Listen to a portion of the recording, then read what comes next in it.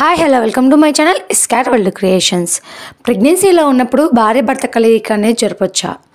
ఈ పని చేసేటప్పుడు భర్త ఖచ్చితంగా నేను చెప్పేటువంటి ఈ రెండు విషయాలు అనేవి కంపల్సరీ గుర్తుపెట్టుకోవాలండి.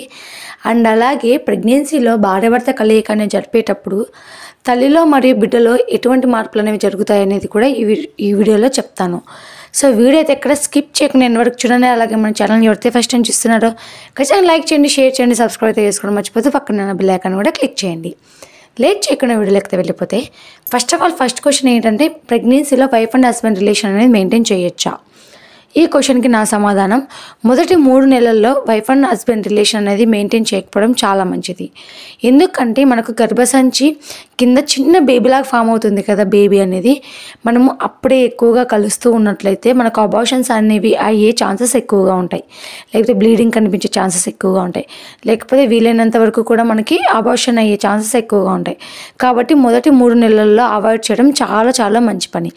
సో సెకండ్ థింగ్ వచ్చేసి, ఈ పని చేసేటప్పుడు భర్త గుర్తుపెట్టుకోవాల్సిన అతి ముఖ్యమైన పనులు ఏంటి అంటే, భార్యని ప్రెగ్నెన్సీలో ఉన్నప్పుడు పదే పదే కలయిక అనేది జరపాలని ఇబ్బంది అయితే అస్సలు పెట్టకూడదు. ఎందుకంటే ప్రెగ్నెన్సీలో చాలా వరకు హార్మోన్స్ బ్యాలెన్స్ అండ్ ఇన్బ్యాలెన్స్ కావడం వల్ల చాలా మూడ్ స్వింగ్స్ అనేవి జరుగుతూ ఉంటాయి.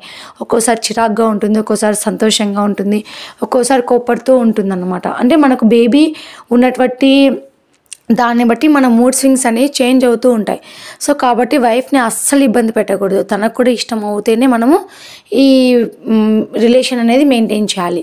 సో సెకండ్ వన్ వచ్చేసి ఏంటంటే, మనకి భార్య భర్త కలయిక అనేది జరిపేటప్పుడు ఎక్కువగా ఫోర్స్ చేయడాలు, ఎక్కువసేపు చేయడాలు, తనకి ఇష్టం లేకపోయినా కూడా ఎక్కువసేపు ఉండడాలు, మీ సాటిస్ఫాక్షన్ జరగలేదని ఎక్కువసేపు కలయిక అనేది జరపడాలు అస్సలు చేయకూడదు. వీలైనంత వరకు జస్ట్ ఒక 4 or 5 minutes వరకు ఉండేటట్టుగా చూసుకోవాలి. అంతకన్నా ఎక్కువగా ఉండేటప్పుడు ఏంటంటే, పొట్ట మీద అనేది బరువు పడడం వల్ల బేబీకి శ్వాస అనేది సరిగ్గా ఆడదు. ప్లస్ ఇంకోటి ఏంటంటే, భార్య కూడా ప్రెగ్నెన్సీలో చాలా వరకు గ్యాస్ట్రిక్ ప్రాబ్లమ్స్ కానివ్వండి, ఊపిరి అనేది సరిగ్గా అందకపోవడం వల్ల కానివ్వండి, కొన్ని ప్రాబ్లమ్స్ అనేవి ఫేస్ చేస్తూ ఉంటుంది ఎప్పుడైతే స్ట్రైట్గా పడుకుంటుందో ఆ మూమెంట్లో.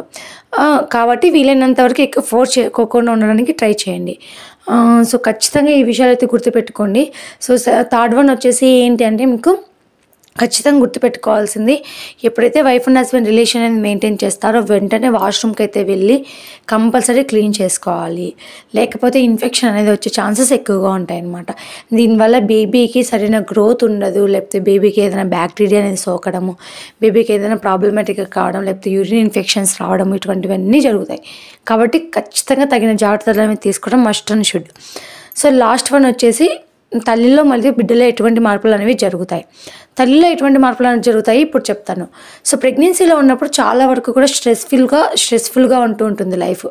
ఎందుకంటే సరిగ్గా నిద్ర ఉండదు, సరిగ్గా ఫుడ్ తినాలనిపించినా కూడా మనకి కొంచెం ఎక్కువ అయినట్టుగా అనిపించడము, సరిగ్గా అంటే మెంటల్గా వాళ్ళు స్టేబుల్గా ఉంటారనమాట. సో ఎప్పుడైతే ఈ రిలేషన్ అనేది మెయింటైన్ చేస్తా కొంచెం రిలాక్స్ హార్మోన్స్ అనేవి రిలీజ్ అయ్యి మనకు కొంచెం రిలాక్సింగ్గా అనిపించడం, కొంచెం నిద్ర అనేది రావడం, కొంచెం హ్యాపీగా అనిపించడం జరుగుతూ ఉంటుంది. దీనివల్ల బిడ్డలో ఎటువంటి మార్పులు జరుగుతాయి అంటే, ప్రెగ్నెన్సీ ఉమెన్ అనేది ఎప్పుడైతే ప్రశాంతంగా ఉండగలుగుతుందో, ఎప్పుడైతే ప్రశాంతంగా నిద్రపోగలుగుతుందో, తన మెంటల్గా కానివ్వండి, ఫిజికల్గా కానివ్వండి ఎప్పుడైతే కంఫర్టబుల్గా ఫీల్ అవుతుందో ఆ టైంలో బేబీ గ్రోతింగ్ అనేది మంచిగా కనిపిస్తుంది. ఖచ్చితంగా బేబీ గ్రోతింగ్ అనేది మంచిగా జరుగుతుందండి.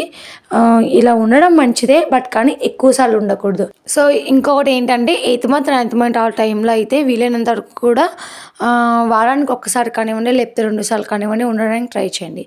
ఎక్కువసార్లు ఉండడం వల్ల ఉమ్మినీరు లీక్ కావడం, లేకపోతే బ్లీడింగ్ అవ్వడం, బేబీ ప్రీమెచ్యూర్ డెలివరీ అంటే డెలివరీ టైం రాకముందుగానే డెలివరీ కావడం, ఇటువంటివన్నీ జరుగుతాయి.